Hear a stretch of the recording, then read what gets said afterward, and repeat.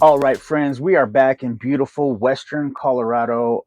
Man, it's been raining all day, but I'm here in the shop, cozy with you guys. The sun has just kind of broke through the clouds, and I'm feeling good.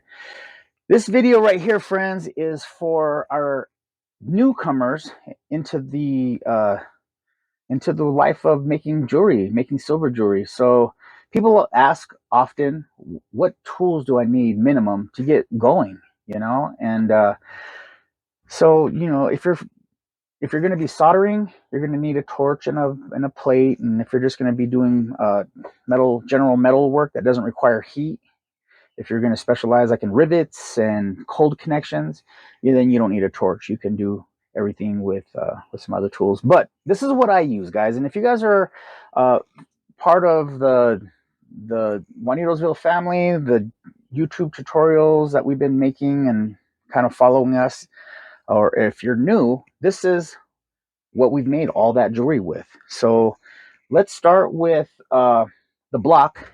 This is a piece of metal that I got at our local metal scrapyard. Saw this sitting on the ground, and I asked them how much for it, and they said, "Yeah, give me $5 for it." So I got this for $5, and I use it to like hit all my stuff. Got to have a nice hard surface. This is not required, but it really does help to have a nice surface to pound on and to form metal on. Next up, I think, is going to be the pliers. Now, I make pretty much make all my jewelry with these pliers. I have double rounds, round on round, to make help with making circles. Flat nose pliers for twisting and bending and that. And then I have needle nose pliers, which is kind of just like more fine twisting and bending. Then I have these half round pliers. These aren't necessary, but I like these because you have round on the inside and then flat on the outside, and it really helps forge metal to get nice and round. Not necessary, but these are the four that I pretty much always use. Moving on to that, you got to be able to cut the metal, guys. So we got to have some metal shears. I ordered these on Rio. I think you can get them on Amazon, but some good metal shears. These will cut really pretty easily up to like maybe I'd say maybe 22 gauge. I probably wouldn't use them to cut 20 gauge. I'd use a saw, but up to like 24 to 20 and 22 and lighter, 24 for sure. And then you got to have some snippers, guys, when you're cutting little pieces of wire. Just easily just cut little pieces of wire. You got a little tip that you need to just trim off. These are always handy. I reach for these all the time.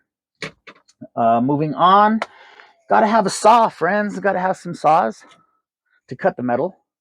I have this little cheap $5 saw, and I have my Cadillac saw that I got for Christmas. Pretty happy about that. But I did a lot, and I still use this a lot for detail, for smaller works.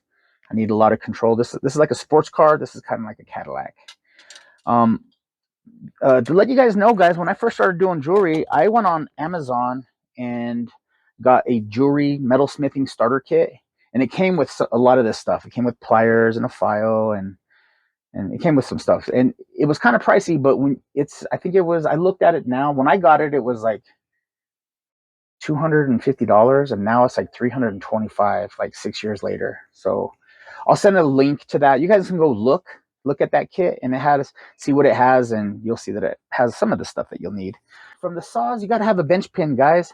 This guy right here, this is the bench pin. When you have your metal and you're cutting, you want to be able to have it on a bench pin, so you're just like bench pin. Mine's bolted into the tabletop, but some of them have clamps, so you can screw them on the bottom, and then they clamp in there. But bench pins are important. Got to have a bench pin if you're going to be, especially if you're going to be sawing, and then they really help with filing too, because you can put your piece on it and hold it strong. You don't want to have to use your muscles the whole time. Okay, since we're here, let's go into the files, guys. This is it's called a bastard file, actually, and this is a big file. I have mine right here, guys. So whenever I just,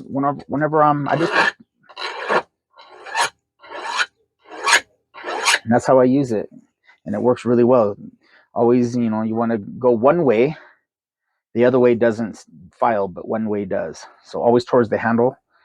I have a flat file, and then I have a half round file for when I'm filing inside of curves.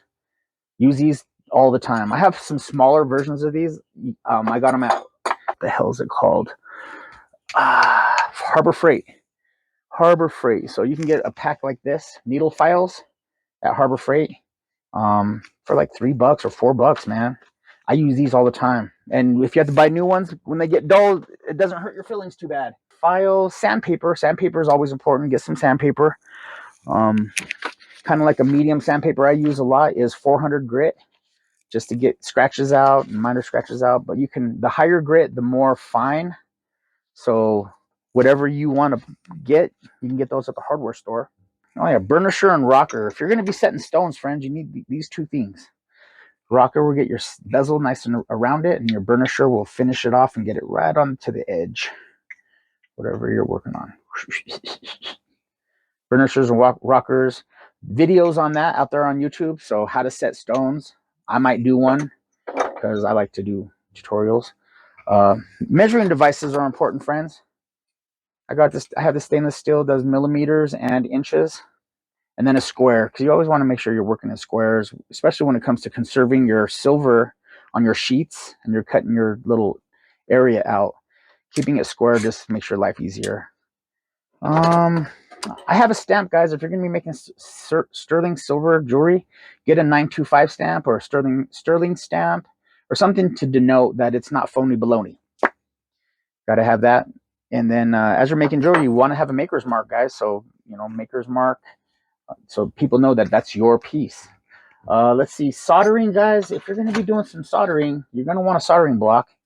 And I like this rotating soldering block.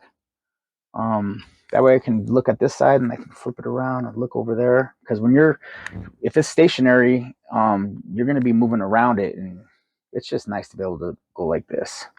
So I got this on at Rio, I believe, about $30. You can make your own too, but yeah, dudes. And if you're going to be soldering, a third hand is always helpful to hold stuff, hold your bezels so you can fire underneath it. You can turn them around, twist them.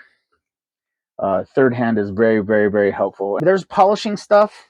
And guys, I basically just have like a simple little 2-wheel polisher that I got at Harbor Freight, and I put my wheels on it and my silicone discs on it. And maybe I'll do a separate video for that. Because once you work your piece, you definitely want to show it off, and you want for it to be in its best light. So you want to polish it. If you want texture in that polish, you can use liver of sulfur. It gives you that black texture, just like in there. You know what I'm saying? Got to talk to you about pickle. Mix this with water, put it in a little crock pot. When it's nice and warm, you put your piece in there, and then it'll clean it up.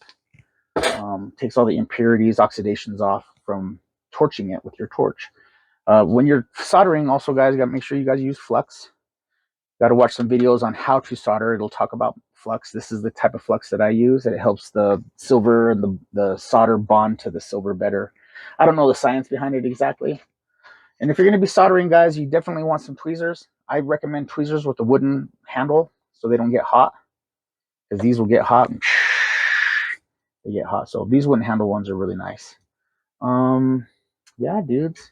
A torch. You can use these little something as easy as this for doing some light torch work and small things, earrings and small pieces. I like to work pretty big. So I have a acetylene torch. This unit right here is probably about $100. You can get different heads on these tips, smaller or bigger. I use a number 3. It's pretty much my go-to. To fill up your acetylene tanks, about $50. I think last time it was like $70, but the economy is just crazy right now. Yeah, friends. Let's see, dividers. To make straight lines. Dividers are always helpful. You can make circles with these. They score the silver. Excuse me. They score the silver so that you can make your lines and make your circles. And these are just helpful. The hammers. This came with my original kit. Both of these did. This is a rawhide mallet, and it takes some time to get broken in, but man, you can hit your silver with this to form it, and it won't mar the silver. Also, in that beginner's kit came. I use this a lot. I make a lot of bracelets, so you put it on there and you just hit it, and then the silver slowly forms around the bracelet mandrel. So yeah, guys, hammers are important. I have this little guy. It's not a polished hammer, but it does. I do use it for texture on this side, and then this just like do some light hammering. But I have a big hammer, and then I have a super big hammer. But yeah, mallet is super important, especially when it comes to forming your silver without marring it. When you're making your rings, get your silver and get it to bend around. And yeah, dudes. So let's not forget the hammers. They're super duper important, man. Gotta have them. That's pretty much it, friends. So get out there, do jewelry, start creating. Let's create community. This is what this is all about. Being a villain isn't all dastardly deeds, friends.